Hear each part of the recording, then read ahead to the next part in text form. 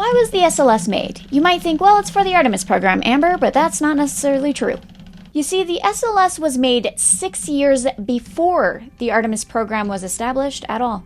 NASA didn't build the rocket for a mission. The SLS came from Congress. Let's walk through the timeline. In 2004, President George W. Bush announced a vision to return humans to the moon by 2020 as a stepping stone to Mars. NASA's response was the Constellation program. 2 new rockets called Ares 1 and Ares 5, a crew capsule called Orion, yes, that Orion, and a lunar lander called Altair. But by 2009, an independent review found Constellation was massively underfunded, and a 2020 moon landing was impossible. President Obama canceled the program in 2010. The Constellation program used a lot of hardware left over from the shuttle program. So there was all this infrastructure and no way to use it. So Congress responded by passing the NASA Authorization Act of 2010, which required NASA, by law, to build a new heavy lift rocket using existing shuttle-era hardware and infrastructure. That rocket became the Space Launch System, or SLS. Development began in 2011. SLS carries over hardware directly from the shuttle program,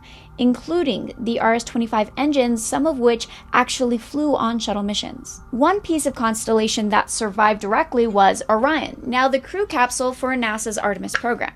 The rocket existed before there was even a true mission to fly. Artemis wasn't established until 2017 when President Trump signed an executive directive essentially building a lunar program around hardware Congress had already mandated years earlier. The more you know.